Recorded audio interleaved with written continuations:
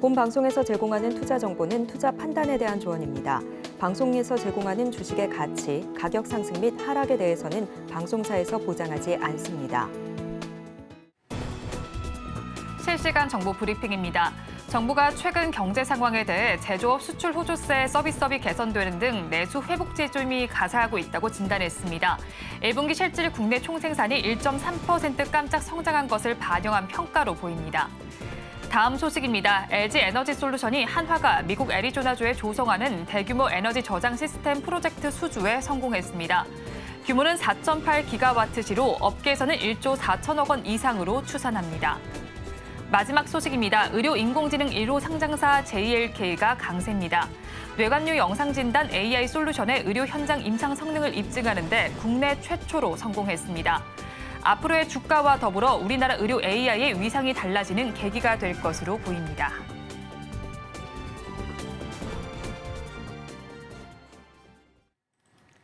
시청자 여러분 안녕하세요. 오늘을 돌아보고 내일을 준비하는 오늘장 내일장 2부 진행의 백선혜입니다. 장 마감까지 확실한 승부 전략과 내일장 주목할 섹터까지 제시해드리고 있습니다. 오늘도 저희 방송과 함께 하시면서 성공적인 투자 전략 가득 담아가시기 바랍니다. 저희 방송은 유튜브를 통해서도 보실 수 있습니다. 유튜브 검색창에 서울경제TV라고 검색하시면 저희 방송과 함께 하실 수 있으니까요. 많이 참여해 주시기 바랍니다. 그러면 오늘장 내일장 2부 본격적으로 시작합니다.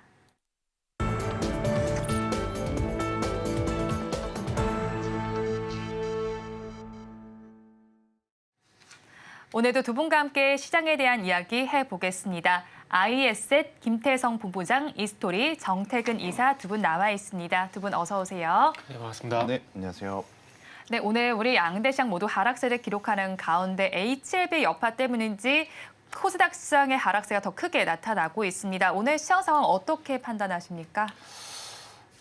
마냥 또 기분 좋게 말씀드릴 수는 없을 것 같습니다. 네. 아무래도 이제 HLB 관련한 종목군들이 굉장히 많고 또 이들이 지금 전체적으로 시가총액이 20조가 되다 보니 이들의 변동성에 따라서 참 좋으셨을 분도 그리고 지금 오늘 같은 경우에는 정말 또 지옥의 어떤 그런 고통을 좀 느끼신 분들이 굉장히 많을 것 같은데 우리가 기대했던 것만큼의 좋은 결과를 좀 내지 못했죠. 네. 그러다 보니 투심이 악화가 되는 것은 지금 당연하고 또 매도 물량이 너무 높은 위치에서 지금 밀려 내려오다 보니까 이제 하한가가 풀릴 기미조차 지금 보이고 있지 않다라는 게 가장 좀 악재다라고 좀 보여질 수 있을 것 같습니다.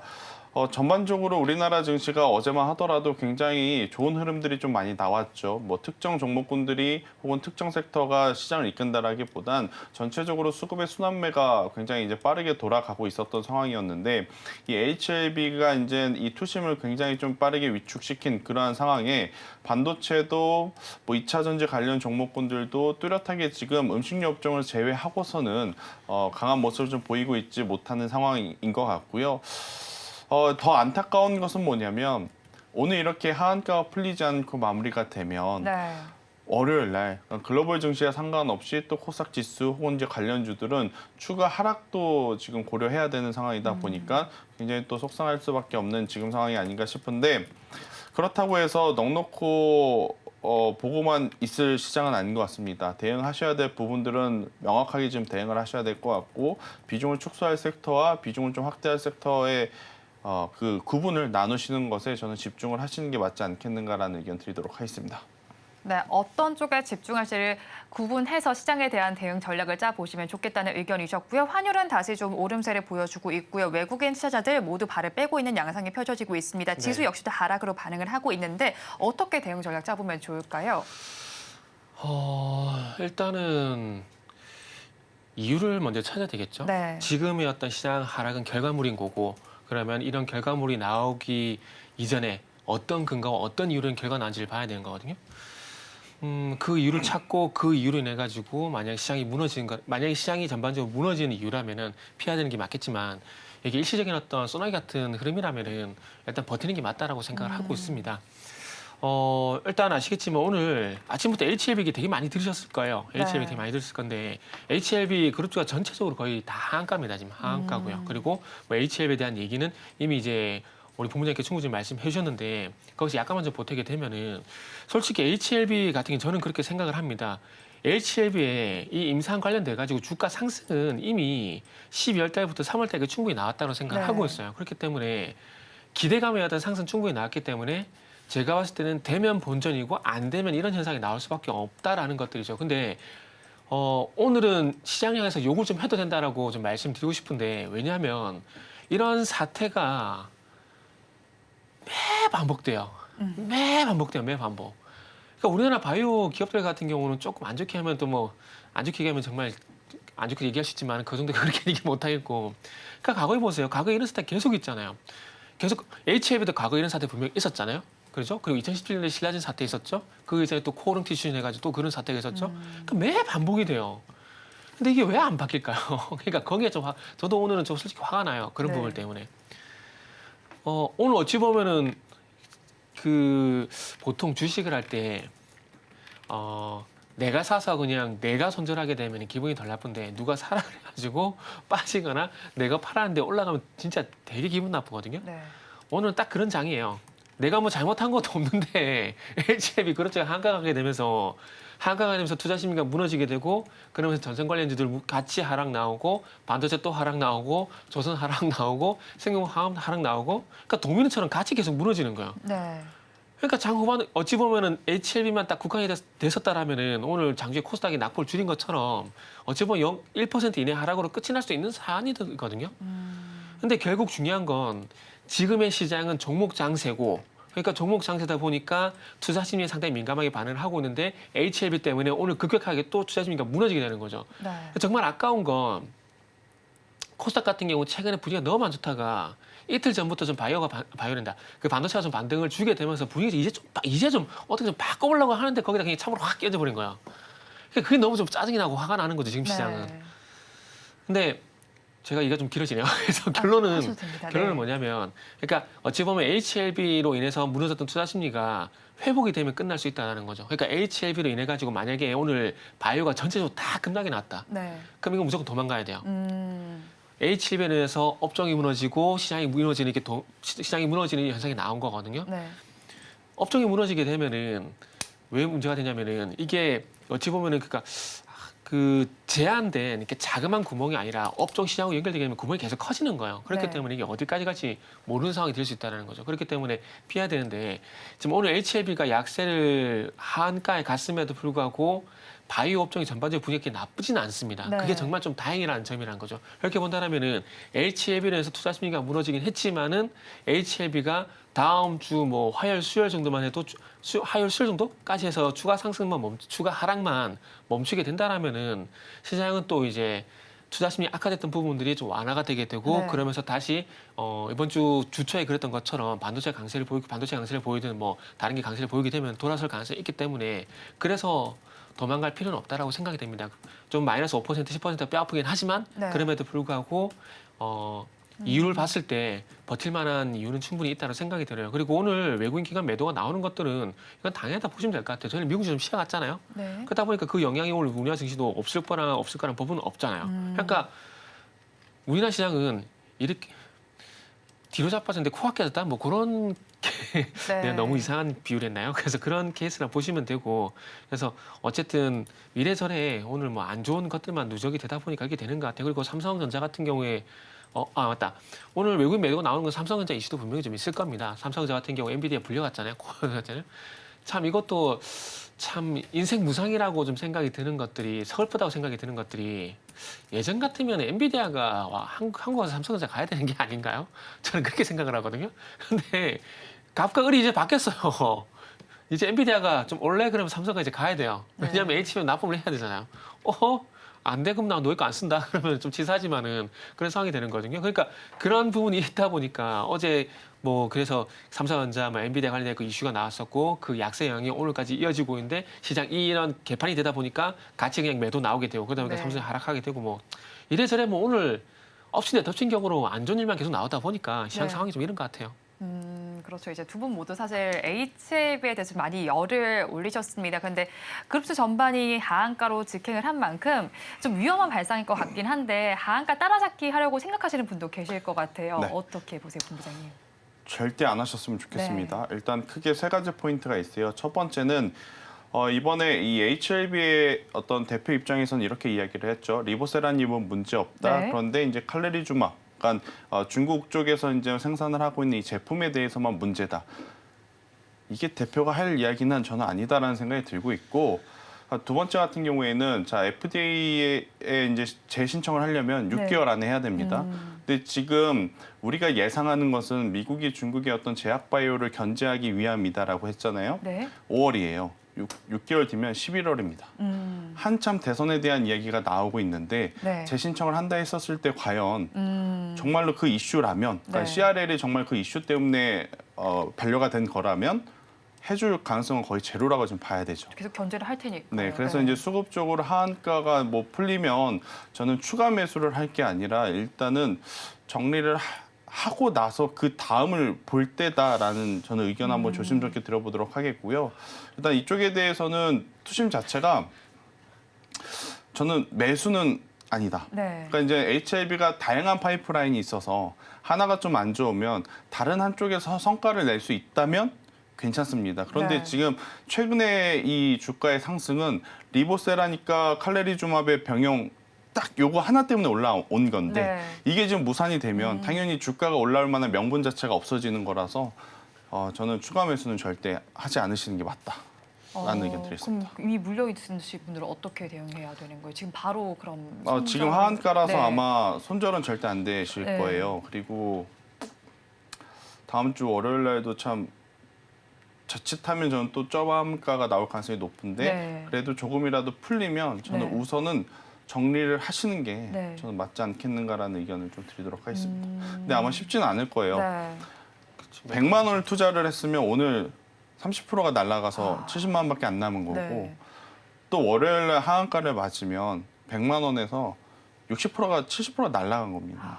근데 이제 또 여기서 우리가 고민을 해야 될 게 그 남은 자금이 다시 원상복귀가 되려면 3배가 올라야 되거든요. 네. 그렇죠.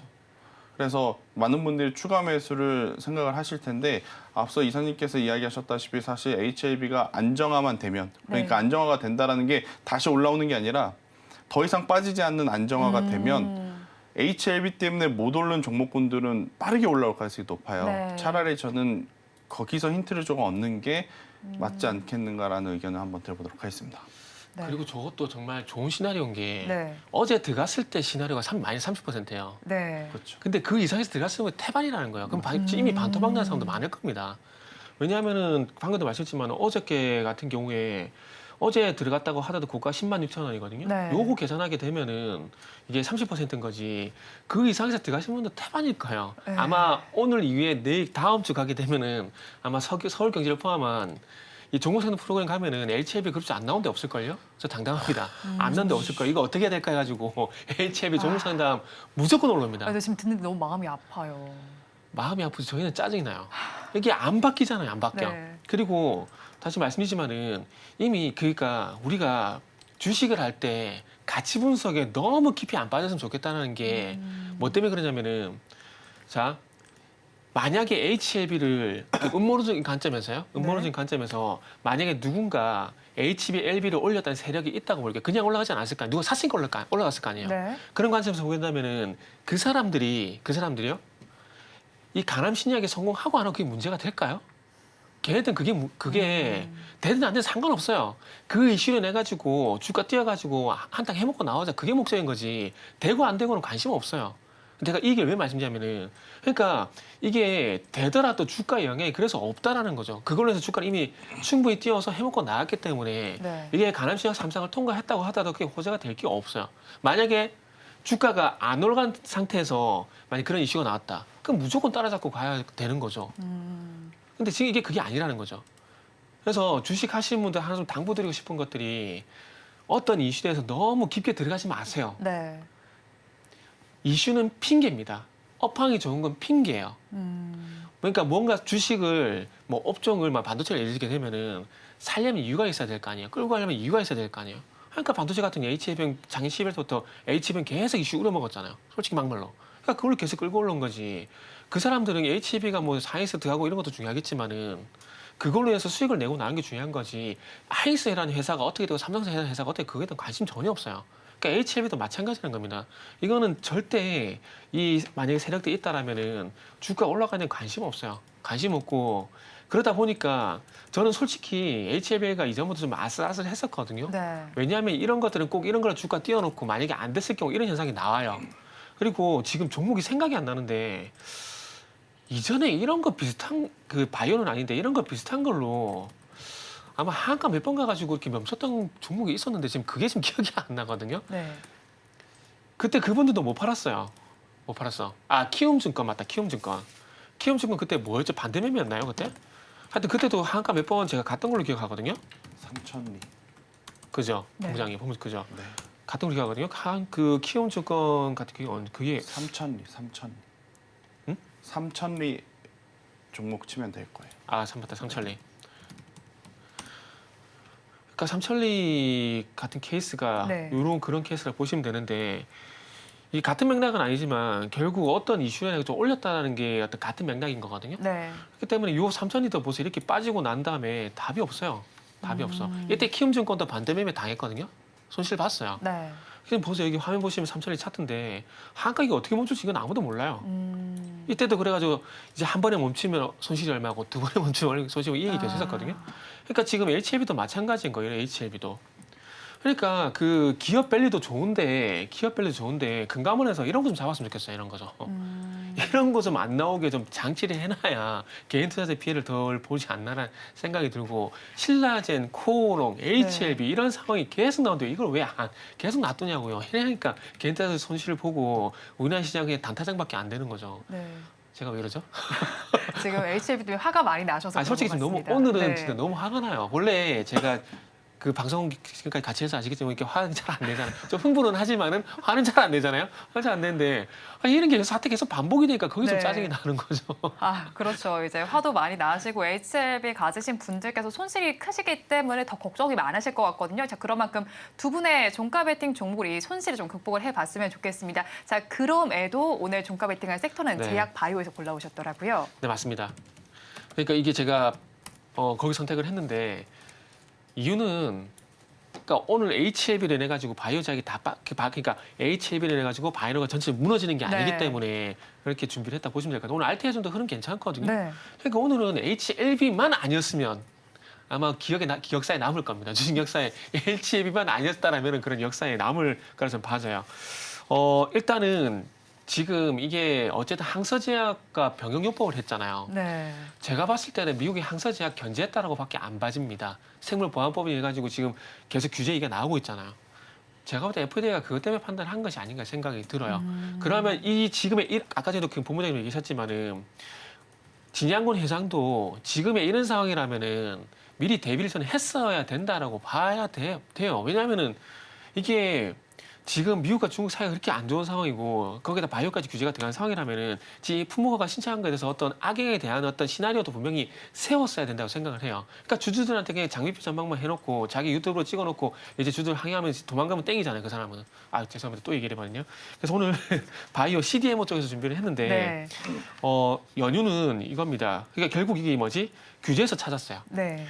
미국 보건복지부가 이제 바이오시밀러 규제 완화를 현재 추진을 하고 있는 상황입니다. 그 처방을 늘려가지고, 그러니까 바이오시밀러가 제네릭보다는 좀 약값이 싸잖아요. 네. 그러다 보니까 지금 이제 약값이 너무나 비싸다 보니까 바이오시밀러 처방을 좀 늘려가지고 의료부 부담을 좀 완화시키겠다는 목적이거든요.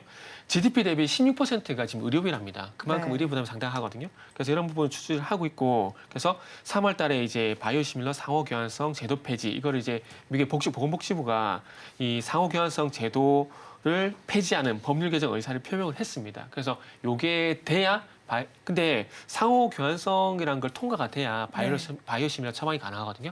근데 이런 것들을 이제 바이오시밀러 규제 완화, 뭐 상호 교환성 폐지 이런 얘기가 나온다는 것 자체가 바이오시밀러 관련 종목들 호재가 될 수 있는 부분들이고, 그리고 미국 이제 상원에서 하원 같은 경우도 상임위에서 중국 바이오 기업과 거래 금지법 가결이 됐습니다. 이게 네. 생물보안법이거든요. 그래서 이런 이슈를 보게 되면 여기서도 분명히 수혜가 나오는 종목이 있다는 거죠. 그러다 보니까 그런 종목을 오늘 좀 선택을 해봤어요. 네, 그럼 그 종목들이라면 두 네. 가지가 떠오르는 삼성 바이오로직스, 바이넥스가 있는데 바이넥스도 골라오셨잖아요. 네, 바이넥스입니다. 네. 바이넥스고요. 그래서 지금 이제 미국 쪽에 바이오시밀러 관련돼 가지고 성과를 내고 있는 회사가 셀트리온이고, 그리고 지금 한 7개 품목에 대해서 이제 삼상이 통과가 돼 가지고 네. 품목 허가만 기다리고 있는 상황들이거든요. 그래서 뭐 셀트리온 같은 경우는 아직 중국과 연결고리를 찾을 만한 건 없어요. HLB처럼. 그렇기 네. 때문에 그게 또 통과가 되지 않을까 생각이 들고, 이미 램시바를 미국에서 팔고 있는 상황들이기 때문에 저는 통과가 될 거라고 보고 있습니다. 그리고 또 하나 좀 참고사항 말씀드리고 싶은 게, 해외 쪽 같은 경우는 삼상 통과하는 게 너무 어렵습니다. 진짜 어려워요. 그러다 보니까 우리나라 같은 경우는 이상만 통과해도 이거를 이제 그 신약으로 허가해 준 이유가 거기에 따라 보시면 될 것 같아요. 근데 해외 쪽 같은 경우는 그런 거 안 먹혀요. 그러니까 이상 같은 경우는 부작용을 보는 거고요. 삼상은 말 그대로 효능을 보는 거거든요. 그래서 이 효능에 대해서 입증을 하는 테스트를 통과하기가 네. 상당히 좀 쉽지가 않습니다. 쉽지가 않아서. 그래서 어쨌든 근데 셀트리온 같은 경우는 삼상에서 비열등성이라든지 안전성 입증이 이미 된 상황이기 때문에 통과될 가능성이 상당히 높다 보시면 될 것 같아요. 그래서 통과가 되게 되면은 아마 그 바이오시밀러 이제 위탁 생산을 바이넥스가 할 가능성이 상당히 높습니다. 왜냐하면 2021년도 11월 달에 셀트리온하고 CMO 생산 국산화 협약을 진행을 한 상황이에요. 그렇기 때문에 품목 허가만 현재 바이넥스는 기다리고 있고, 또 하반기 그걸 대비해서 증설도 준비를 하고 있거든요. 그래서 그렇게 본다면은 바이넥스 같은 경우에 충분히 관심을 가질 만한 이슈다라고 좀 판단을 했습니다. 사실 오늘 ITM 반도체하고 바이넥스가 많이 고민을 했어요. 네. 근데 그냥 정면 돌파 한번 해보기로 했습니다. 네. 그래서 목표가는 19,000원, 선저가는 15,000원 이렇게 제시해 보도록 할게요. 네, 종가 베팅할 종목을 정면 돌파하는 바이넥스를 짚어주셨습니다. 이어서 본부장님의 종가 베팅 섹터도 바로 알아보도록 하겠습니다. AI 데이터 센터 전력 공급 대안으로 여겨지고 있는 SOFC입니다. 떠오르는 테마인 것 같은데 네. 이쪽에서 골라오셨더라고요. 약간 고체 산화물 연료 전지다라고 좀 보시면 될 것 같은데, 대체적으로 이제 수소 관련주들이 이제 이쪽 사업을 하고요. 일단 AI 데이터 센터가 지금 엄청나게 많아지잖아요. 네. 그러면 이제 우리가 가장 먼저 지금 떠오르는 게 전력, 전선 이쪽인데, 여기에 그러면 근본적으로 전력을 공급하는 부분에 대한 고민도 좀 필요하죠. 원전, 해상풍력, 육상풍력, 태양광, 지금보다 더 많은 어떤 생산량을 하려면 빨리 지어야 되거든요. 근데 빨리 짓는다라는 게 빠르면 3년입니다. 통상적으로는 5년이고 길면 이제 7년이 걸리는데, AI 생태계에서 지금 전력이 필요한 시점은 그때가 아니라 바로 지금이에요. 네. 그러면 어떤 에너지를 가지고 공급을 할 거냐? 첫 번째가 천연가스. 그래서 이제 천연가스가 여름임에도 불구하고 물동량이 많아지고 선물 가격이 오르는 이유. 이제 두 번째로 이제 SOFC가 그 대안으로 떠오르고 있기 때문에 우리가 이 부분을 좀 체크를 해야 된다라고 좀 보시면 될 것 같아요. 그러니까 블룸 에너지라고 해서 글로벌 기업이 인텔가 또 이제 전력 용량 계약 체결을 좀 했거든요. 네. 이 블룸 에너지가 바로 이 SOFC 분야에서는 세계 탑티어이기 때문에 우리가 이 기업들을 좀 추적 관찰하셔야 될 것 같고, 또 이 SOFC 기술에 들어가는 소재의 원가가 기존의 열 발전 방식보다 지금 저렴하기 때문에 어떻게 보면 경제적으로 가장 현실적으로 빠르게 전력을 좀 늘릴 수 있는 부분이 아닐까 싶어서 SOFC 관련 섹터에서 제가 하나 뽑아왔습니다. 네, SOFC 섹터 내에서 한선 엔지니어링을 가지고 오셨는데 이 네. 종목의 특장점이 또 있을까요? 그러니까 결국 이런 산업은 실제로 그 기업이 이 기술을 가지고 있느냐 체크하는 게 첫 번째고, 그리고 그 기술력만 가지고 있으면 안 됩니다. 그 기술력을 가지고 매출을 내고 있느냐가 이제 두 번째 포인트거든요. 극단적으로 예를 들면 반도체 액침 냉각 있지 않습니까? 네. 우리나라 관련 기술 그렇게까지 지금 특별하다 할 만한 기업 없습니다. 또 액침 냉각 기술을 가지고 실제 돈을 버는 기업도 없고요. 그럼에도 기대감 때문에 올라가는 상황인데, 그런 종목군들은 나중에 그 기대감이 붙지 않으면 참 조정의 폭이 깊거나 기간이 길어질 가능성이 높아서, 이런 테마를 볼 때는 제가 앞서 말씀드렸던 두 포인트를 보셔야 될 것 같은데, 최근에 이 한선 엔지니어링 같은 경우에는 블룸 SK 퓨얼셀이라는 곳에 이 공급업체가 선정이 되었습니다. 네. 여기는 어디냐면 앞서 말씀드렸던 블룸 에너지, 그리고 우리나라 SK 이터닉스와 같이 합작해서 만드는 기업인데, 여기에 이제 공급업체로 선정이 되었다라는 거. 우리가 수요일 날 휴장이었지 않습니까? 그런데 화요일 날 시장이 좀 약할 거라 생각을 했는데 그날 상한가 간 기업이 있어요. 바로 SK 이터닉스였고, SK 이터닉스가 상한가를 간 이유는 이러한 내용도 있었다라고 좀 보시면 될 것 같습니다. 그리고 최근에 MS가 기존의 아리백 정책에서 CF100으로 이제 제도를 바꾼다라고 이야기를 합니다. 네. 아리백은 신재생 에너지, 근데 CF100은 무탄소 에너지입니다. 두 개의 차이점 중에 이제 가장 큰 부분이 뭐냐면 바로 이 SOFC가 이제 들어가느냐 들어가지 못하느냐 혹은 원전이 들어가느냐 들어가지 못하느냐 이쪽 부분이기 때문에 저는 점점 이 전선주라든지 전력 관련 기업들이 이제는 가격적인 부담이 생겼어요. 물론 오늘 LS 같은 경우에는 HD 현대일렉트릭 다음으로 LS가 이제는 MSCI 지수 편입이 될 가능성이 높겠다라는 이슈가 좀 살아있지만 그 외에 전력주들은 다소 여기서 힘을 더 내기에 좀 부담스러운 위치라서 저는 만약 그 대안이 될 수 있는 쪽은 한선 엔지니어링과 같은 SOFC 기업이 아닐까라는 생각이 들어서 이 기업에 오늘 종가 베팅을 해보는 것도 저는 괜찮다라고 좀 말씀드려볼 수 있을 것 같고요. 네. 가격 전략 그럼 바로 말씀드릴까요? 일단 최근에 굉장히 바닥권에서 거래량이 좀 많이 들어오면서 올라왔습니다. 제가 사실은 신규 상장한 지 얼마 안 되었기 때문에 좀 고민을 많이 했어요. 네. 그런데 이제 최근에 거래량이 이제 정말 강하게 좀 들어왔고 실제로 SK 이터닉스와의 이제 협업 가능성이 굉장히 높기 때문에 저는 8,000원이라는 가격대를 이제 손절 라인으로 좀 잡으시는 게 맞을 것 같고 그 다음에 이제 만약 상승을 하게 된다면 16,000원. 그러니까 상장한 날에 어떻게 보면 이제 시가까지는 충분히 한 번 더 나올 수 있지 않겠는가. 그 다음의 영역은 그때 가서 다시 네. 한번 이야기를 드려야 될 것 같고 어떻게 보면 SOFC 관련주가 그렇게 많지 않습니다. 한선 엔지니어링, 미코, 범한 퓨얼셀, 네. 두산 퓨얼셀 이렇게 있는데 뭐 실적으로는 미코가 네. 일단 대장. 그리고 변동성으로는 한선 엔지니어링이 아무래도 좀 가장 크지 않을까 네. 이런 전략을 드리도록 하겠습니다. 네. 한선 엔지니어링 종가 베팅할 종목으로 가지고 오셨고요. 사실 그 전에 지난 8일에도 이제 이사님께서도 이 종목을 가지고 오신 바가 있는 만큼 굉장히 네. 좋은 종목이라는 생각이 들기도 하거든요. 추가로 덧붙일 말씀이 있으실까요? 아니요, 충분히 하셨기 때문에 오늘은 본부장님 날이잖아요. 네. 본부장님께 주인공 자리를 주시는 걸로 알겠습니다. 네, 그리고 오늘 장에서는 페인트 섹터에서도 강세 흐름이 네. 좀 나타나고 있습니다. 페인트 섹터의 강세 흐름 살펴보니까 2차 전지와 관련된 이슈로 인해서 오르고 있더라고요. 사마 페인트가 그중에서 가장 큰 강세를 보여주고 있는데 이 이슈 어느 정도까지 시세를 분출할 이슈일까요? 정말 죄송한데 제가 이런 표현 딱 한 번만 쓸게요. 정말 돌아가면서 해먹는구나.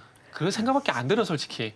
지금 시장을 보면서 아니 이게 정말 극단적인 시장 아니에요? 누구는 점한가하고 누구는 점상한가하고 정말 극단적이잖아요. 삼양식품 뭐 실적 잘 나온 거 알아요. 근데 그 자리에 그게 점상한가 갈 이슈인가요? 그거 아니거든요. 그러니까 돌아가면서 골고루 많이 해먹는구나 그 생각밖에 오늘 시장은 그 생각밖에 솔직히 안 들어요. 제가 좀 속된 표현인 거 알고 방송에 적합하지 않다는 거 저도 압니다. 아는데 오늘 시장은 그거 외에 설명이 안 돼요. 물론 뭐 이런 종목들 같은 경우 거래량도 많이 없기 때문에 이런 이슈가 나오게 되면 주가 이렇게 반응을 하는 게 맞다라고 봅니다. 맞다라고 보지만 그럼에도 불구하고 딱 보세요. 이거 보면 최남순 카이스트 생명화학공학과 교수팀 리튬이온 2차 전지 수명 증가 전일 첨가제 기술 개발 소식. 이런 것들이 예전에 어디서 많이 나왔죠? 바이오에서 이런 뉴스 만들어가지고 주가 많이 튀고 했었잖아요. 그러니까 예전에 페인트 쪽에서 일을 하는 거예요. 거래량 없고 아마 유통시수도 그렇게 많지 않을걸요 아마. 그러니까 돌아가면서 그냥 주가 띄우는 거예요. 방금 말씀드린 이런 뉴스는 핑계죠. 그냥 주가를 띄우기 위한 핑계. 뭐 영화 작전이란 영화를 보셨는지 모르겠지만은 거기 보면 나오잖아요. 그런 게 아직도 안 바뀌었다고 생각이 됩니다. 그냥 이슈거리 가시거리지 이걸 뭐 하나가 그게 뭐 중요하겠습니까? 제가 봤을 때는 전해질 첨가제 기술 개발 소식. 그래서 이거 상용을 하냐고요. 지금 연구실이잖아요. 연구실에서 나와야 될 거 아니에요. 그래서 아까 제가 말씀했잖아요. 되고 안 되고는 세력들은 관심 없다니까요. 그러니까 이런 걸로 이제 주가 띄우는 게 목적인 거지. 그래서 제가 이전에도 말씀드렸는지 모르겠는데 우리나라 주식시장은 그냥 눈치 잘 살펴야 돼요. 잘 살펴가지고 오늘 간다 싶으면 그쪽 쑥 잘 따라갔다가 또 딴 데 가면 또 쑥 따라갔다 이걸 메뚜기처럼 정말 잘해야지 제가 볼 때는 주식을 정말 잘한다고 봅니다. 우리나라는 글쎄요.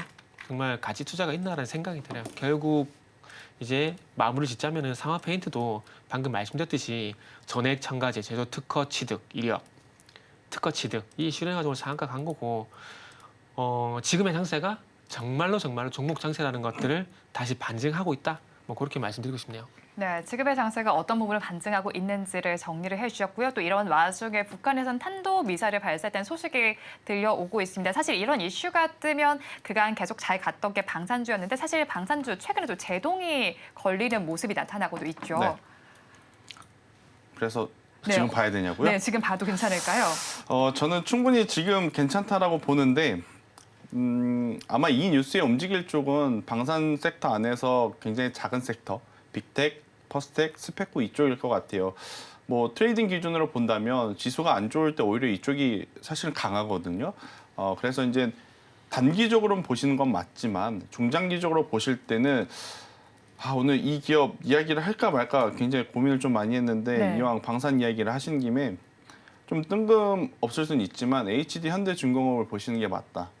HD 현대중공업 조선이고 지금 이제 블록딜 이슈로 이제 조정이 나왔는데 네. 최근에 지난주부터 이번 주에 이 기업에 굉장히 많은 리포트들이 나온 것들 중 가장 많이 언급되는 건 방산 쪽의 매출이 늘어나고 있다라는 것이었거든요.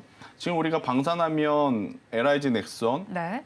뭐 하나 에어로스페이스 그리고 현대로템 이런 기업들이 이제 줄을 이뤘고 그 기업들은 이미 52주 신고가 영역에서 플레이가 됐으나 HD 현대중공업은 지금 헤매고 있습니다. 네. 뭐 어떻게 보면 이 헤매고 있다라는 게 위로 올라갈 수 있는 룸 자체가 상대적으로 더 많다라는 거거든요. 정말로 이 리포트에서 얘기한 대로 방산 쪽에서의 매출이 올해 3분기, 4분기, 하반기에 잡히게 된다면 그래서 저는 오히려 지금 너무 높은 위치에서 부담되는 어떤 트레이딩 전략을 세우시는 것보다는 이런 조금 낮은 위치에서 방향성을 아직은 못 잡았지만 방향성을 좀 잡을 만한 종목군들에 조금 더 포커스를 맞추는 게 맞다라는 의견 한번 드려보도록 하겠고요. 단기적인 트레이딩은 앞서 이야기한 대로 중소형 방산주를 하는 게 네. 훨씬 더 좋지만 오늘의 저점을 이탈하면 네. 오늘 장중이 됐든 남은 시간이 됐든 오늘은 아니겠네요. 다음 주 월요일 혹은 다음 주 화요일 주 초에 트레이딩을 하시려면 하시는데 오늘의 저점을 이탈하면 그때는 손절하겠다라고 정말 마음을 먹으신 분들만 네. 저는 하시는 게 맞다라는 의견 드리겠습니다. 네, 일단은 어떻게 전략을 짜서 바라볼지에 대해서 뭐 방산주와 더불어서 설명을 해주셨고요. 방산주에 사실 좀 노란불이 들어왔다고 볼 수 있는 게 정책금융 신중론이 나타나게 되면서 계약할지 우려감이 있기 때문일 겁니다. 그럼 이 시점에서 방산주에 대한 투자 전략은 어떻게 짜보면 좋을까요? 방산주는 이미 쉬어가고 있지 않습니까? 네, 쉬어가고 있죠. 네, 하나 에어로스페이스를 보게 되면 현재 쉬어가고 있는 상황이잖아요. 지금 루마니아의 이제 현대로템이 이제 뭐 전차 수출 요 얘기도 나올 가능성이 높은데 저는 개인적으로 그 4월 5일인가요? 그때 당시에 그 하나 에어로스페이스가 인적 분할 발표 얘기했었잖아요. 그 얘기 나오면서 저는 못 가있구나라고 생각을 했습니다. 그래서 그 핑계 좀 쉬어가 있구나라도 생각을 좀 했었고요. 그렇기 때문에 지금 이제 상반기 될까 작년 11월 달부터 잘 달려왔었던 어찌 보면 이제 반도체 그리고 방산 그리고 전력 이런 것들이 쉬어가더라도 이게 이상하지 않다라고 생각을 하고 있습니다. 근데 하필 쉬어갈 때 이런 상황이 터지니까 그게 좀 이제 우려스러운 부분들인데 그래서 방산 같은 경우는 지금 어쨌든 이제 폴란드 관련 이슈가 좀 충분히 좀 반영이 된 상황들이고 그리고 루마니아 같은 경우도 뭐 얘기가 다 나온 상황들이고 뭐 체코까지 뭐 갈지 모르겠지만은 뭐 체코도 할 가능성이 높다 생각이 드는데 일단은 유럽 내 기류가 좀 바뀌고 있다라는 게 방산주 같은 경우는 악재라고 좀 봐야 될 것 같아요. 물론 정책금융 같은 경우도 일단 폴란드 숙제가 있긴 하지만은 그 부분은 되지 않을까라고 저 개인적으로 되지 않을까 생각합니다. 그렇기 때문에 그 이슈는 충분히 반영되면서 2월달 상승에서 나왔다고 생각을 하고 있거든요. 그렇기 때문에 그 부분이 이제 주가에 영향을 줄 만한 부분들은 물론 만약에 안 된다 그러면은 영향을 줄 만한 부분이 있다라고 생각이 들어요. 근데 그럼에도 불구하고 된다는 전제를 조건을 깔게 되면은 뭐 영향력은 제한적이라 봐야 될 것 같고 그렇게 본다라면은 유럽 내에서 이 방산 시장이 어떤 길이 흘러가고 있느냐. 지금 마크롱이 의도적으로 계속 우리나라를 견제를 해요. 견제를 네. 하고 있기 때문에 지금 이제 폴란드를 찍고 루마니아 찍고 체코 찍고 영구연적으로 서부 유럽 쪽으로 확장이 돼야 되는데 그 부분을 마크롱이 이제 태클을 건성하기 때문에 확장이 되지 못한다라는 게 아마 이게 조금은 불안 심리가 되지 않을까 하는 생각이 들어요. 그렇게 본다라면은 방산주 같은 경우는 조금 쉬어가는 게 지금 구간에서 쉬어가는 게 맞는 것들이고 그리고 섣불리 급하게 매수를 안 해도 된다라고 좀 말씀을 드리고 싶어요. 드리고 싶고 지금은 어쨌든 신구간에 그러니까 작년 7월 달 네. 그 구간에 생각하시면 될 것 같아요. 그 구간처럼 신구간에 들어갔다고 보시고 너무 급하게 매수를 안 해도 될 것 같아요. 그래서 하나 에어로스페이스 기준으로 한번 말씀을 좀 드려보게 된다라면은 제가 봤을 때는 17만 5천 원? 지금부터 가격 괴리가 너무 크죠.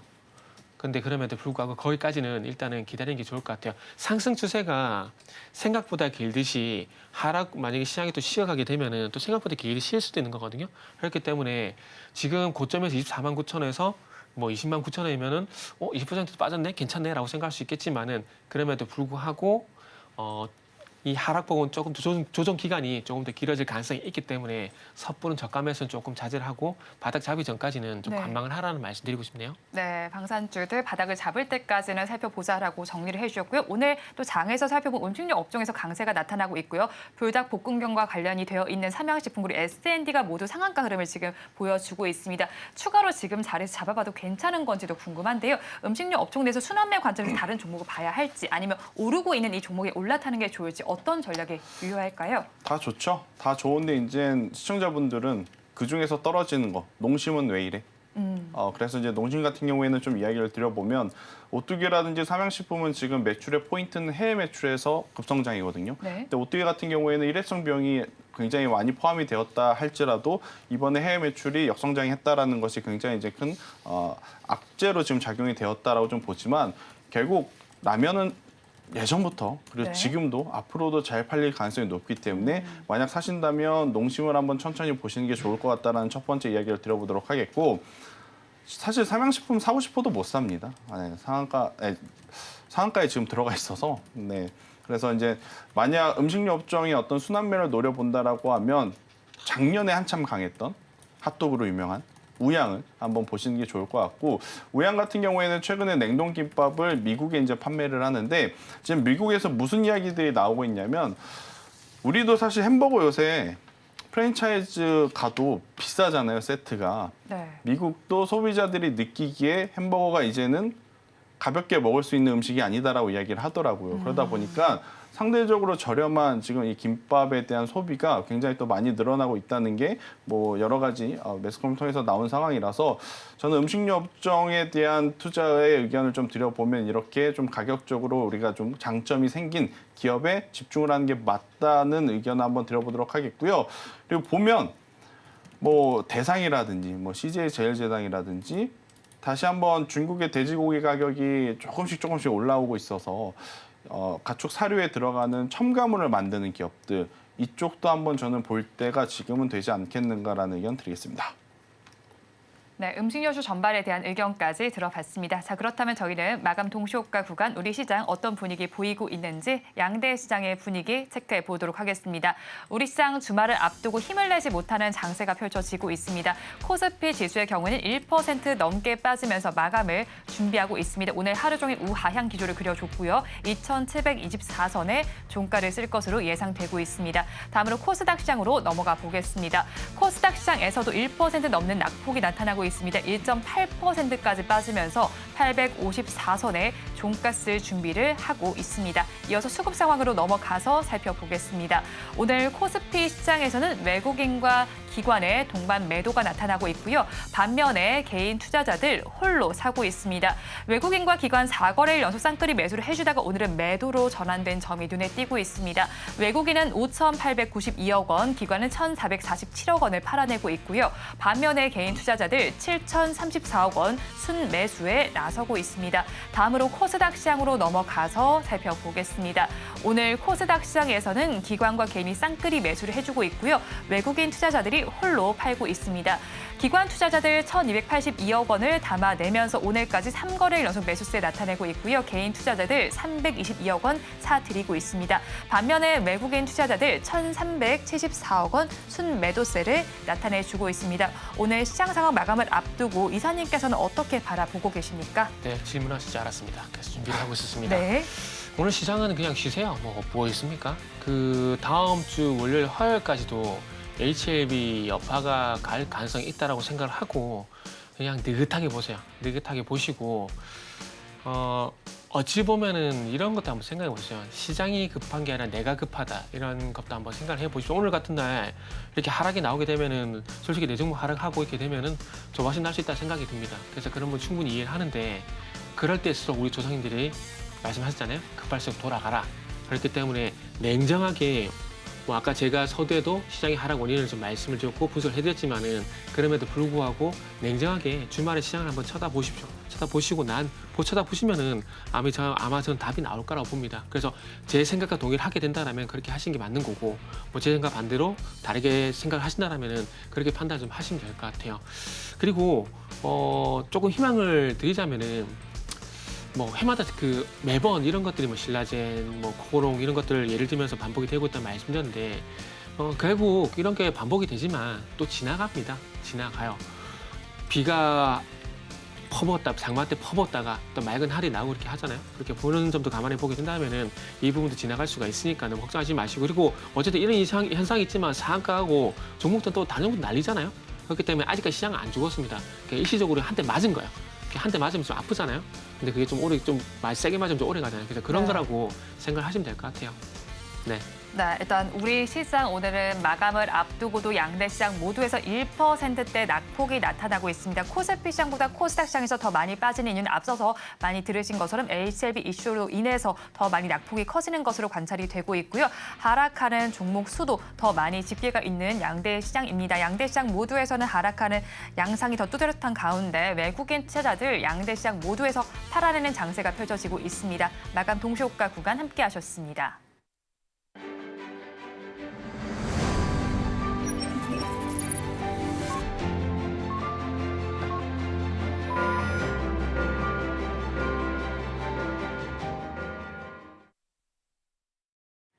오늘 우리 양대 시장 모두 약세로 마감을 했습니다. 주말을 앞둔 만큼 관망 심리가 더 짙었던 것으로도 풀이가 되고 있는 우리 시장입니다. 업종별로는 어떻게 마감이 됐는지 살펴보겠습니다. 코스피 시장 먼저 살펴보겠습니다. 코스피 시장 지수 하락불을 켜게 됐고요. 보험 업종이 그 안에서는 가장 힘을 내지 못했습니다. 2.86%까지 빠지면서 마감이 됐고요. 그 다음을 이은 업종은 기계 업종으로 2.54% 하락 마감, 그리고 건설 업종에서도 1.79%의 약세가 나타났습니다.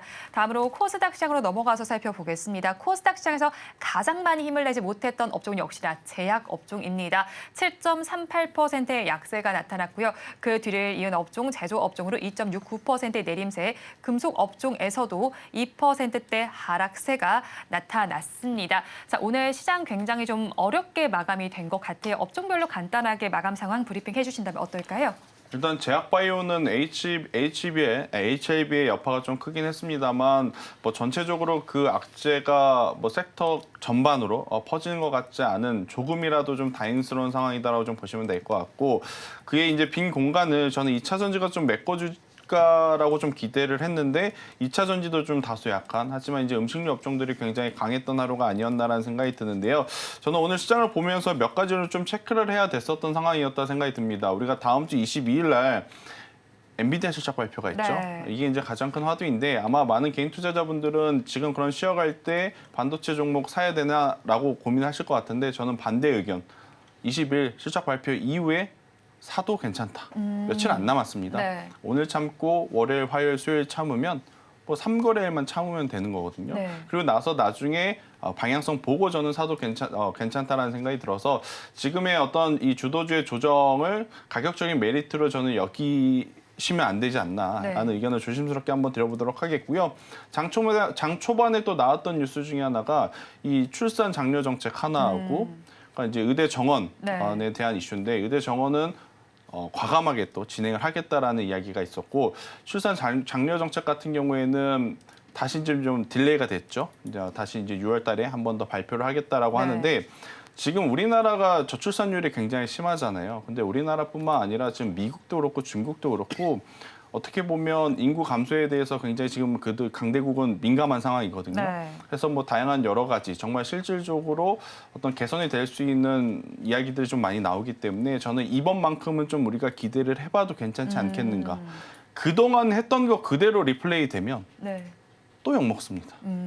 지금까지 욕먹었는데 정말 바보처럼 또 그럴까요? 저는 아니다라고 생각이 들어서 이번에는 조금 더 이제 뉴스플로우를 한 번 더 지켜봐야 되지 않을까라는 생각이 조심스럽게 들고 있고 또 이제 어제였어요. 그러니까 미국 증시에서 저출산 관련주들 움직였을 때 어떤 이야기가 또 하나 나왔냐면 코로나 때 재택근무 시간이 늘어나니까 오히려 출산율이 조금 더 회복이 되더라. 네. 그래서 지금 이 재택근무 관련주들도 저출산과 관련해서 지금 같이 이제 오늘 이제 좀 테마가 형성이 되더라고요. 그래서 이쪽에 대해서는 그동안에 가격적으로 혹은 기간적으로 조정이 좀 깊고 길었기 때문에 어떻게 보면 매매를 그러니까 트레이딩을 해봐도 저는 괜찮지 않겠는가라는 생각이 들어서 이쪽도 한번 체크를 해보시는 게 가장 좋다 생각이 들고 있고 또 오늘 게임주들이 잘 버텼습니다. 네. 특히나 실적이 잘 나온 게임주들 그리고 최근에 이슈가 있었던 게임주들 뭐 대표적으로 W 게임즈와 크래프톤이 지금 뭐 증권사 레포트에서 보면 실적 탑티어 1으로 지금 꼽히고 있어서 이쪽을 좀 보셔야 될 것 같고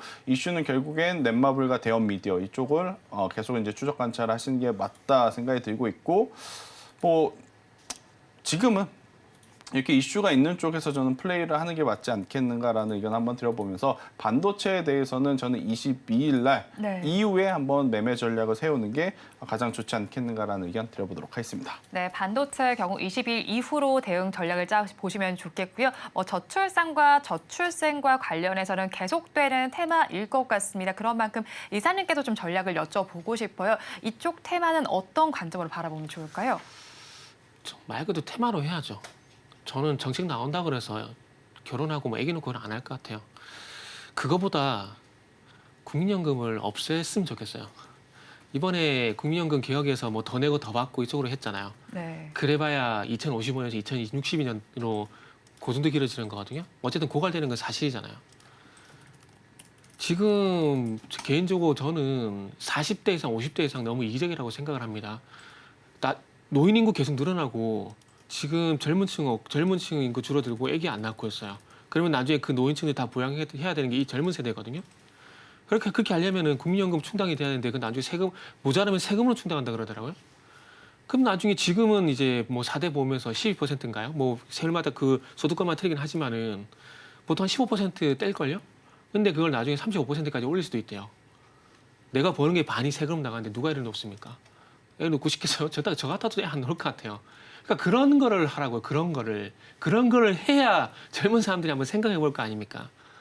나중에 그런 상황이 될 건데 누가 그걸 하겠어요? 솔직히 깨놓고 얘기해서. 그리고 지금 뭐 일자리 문제도 마찬가지고 그리고 그 최근에 막 금융투자소득세 이런 것들 만드는데 네. 그게 다 세부담이잖아요. 금융투자소득세 도입하는 거 그거 제가 솔직히 반대를 하는데 그걸로 안 끝나잖아요. 금융투자소득세 내죠. 그러고 나서 그게 또 자산이 그걸 떼고 난 다음에 자산이 있게 되면 거기 또 금융소득 종합과세 낼 거지. 그게 있게 되면 또 거기다 건보료 내라 그럴 거지. 이중 삼중 과세입니다. 누가 해놓고 싶겠어요? 누가 또 일을 하고 싶겠어요? 그러니까 그런 걸 없애는 게 제가 볼 때는 출생에 도움이 된다고 보거든요. 근데 이번에 글쎄요. 제가 봤을 때 물론 결혼도 안 한 제가 이런 말씀드린 게 좀 어폐가 있긴 하지만 이번에 나온 정책을 가지고 과연 화낼 만한 정책이 나올까? 글쎄요. 저는 아니라고 봐요. 그래서 이건 지극히 제 개인적인 생각이고 네. 어쨌든 뭐 과거에 많이 겪었잖아요. 아마 저출생 관련 대책이 제가 봤을 때 박근혜 정부부터 나왔다고 생각이 드는데 저번 정부 보세요. 뭐 2억 8천인가 108조 쏟는 그 돈을 쏟아부었는데도 뭐 출생률 늘어나서 안 늘어났잖아요. 물론 그렇게 반복한다는 건 아니지만은 그러니까 실효성 있는 정책이 나와야 된다라는 거죠. 그러니까 부담을 좀 완화시킬 그러니까 저 뭐가 있을까요?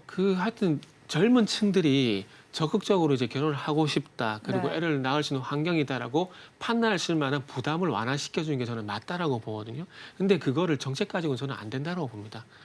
소득수는 어떻게 높여줄 것인지, 앞으로 소득수는 어떻게 이 사람들을 높여줄 것인지, 그러면서 어느 정도 세부담을 완화시켜 주게 되면서 그런 것들을 통해서 서로가 이제 부부가 되잖아요. 서로가 얼마만큼 계획을 세워 나갈 수 있는 그런 환경들을 만들어줘야 하는 거지. 뭐 어린애들 사탕주시 뭐 그 일회성으로 그렇게 준 정책이 먹힐 거라 저는 생각 안 들어요. 그러면 해결 안 된다고 봐요 저는. 네, 정책에 대한 의견까지 들어봤습니다. 두 분 말씀 여기까지 듣겠습니다. 지금까지 이스토리의 정태근 이사, IS의 김태성 본부장과 함께했습니다. 고맙습니다. 오늘장 내일장 2부에서 전해드린 내용 정리해서 보여드리겠습니다. 화면으로 확인해 보시죠. 오늘장 내일장 2부의 핵심입니다. 먼저 정태근 이사의 종가 베팅 종목 바이넥스입니다. 바이오 시밀러 규제 완화 속에서 수혜가 전망되고 있습니다. 목표 주가는 19,000원, 손절 라인 15,000원입니다.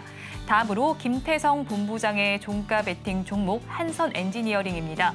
전력 수요 급증하는 가운데 성장성이 부각되고 있습니다. 목표 주가는 16,000원, 손절 라인 8,000원입니다. 다음으로는 증시팔 오늘의 승부주에서 언급해드린 종목 브리핑 해드리겠습니다. 먼저 유창희 대표의 승부주 제우스입니다. 낮은 수율을 개선하는 데 필요한 세정 장비를 공급하고 있습니다. 싱글 타입과 배치 타입 모두 적용할 수 있는 기술력을 보유한 업체입니다. 그리고 김성규 전문가의 승부주는 JLK입니다. 뇌 관련 질환과 암 비대면 플랫폼을 개발하고 제공하는 업체입니다. 뇌 관리 영상 진단 AI 솔루션의 의료 현장 임상 성능을 입증하는 데 국내 최초로 성공을 했습니다. 다음 장으로 넘어가서 수익률 알아보겠습니다. 먼저 유창희 대표의 제우스 매수한 가격이 19,170원이었고요. 오늘 시가였습니다. 앞으로 계속해서 이 종목은 바라보시면 좋을 것 같고요. 그 뒤를 이어서 김성규 전문가의 종목도 살펴보겠습니다.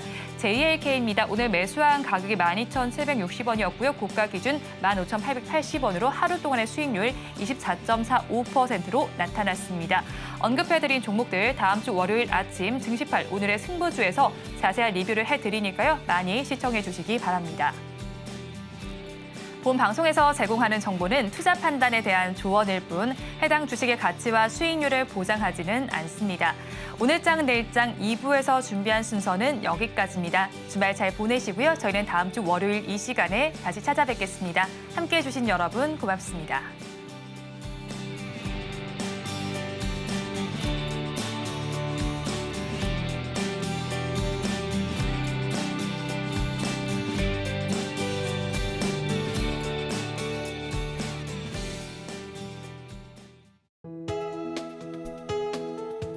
본 방송에서 제공하는 투자 정보는 투자 판단에 대한 조언입니다. 방송에서 제공하는 주식의 가치, 가격 상승 및 하락에 대해서는 방송사에서 보장하지 않습니다.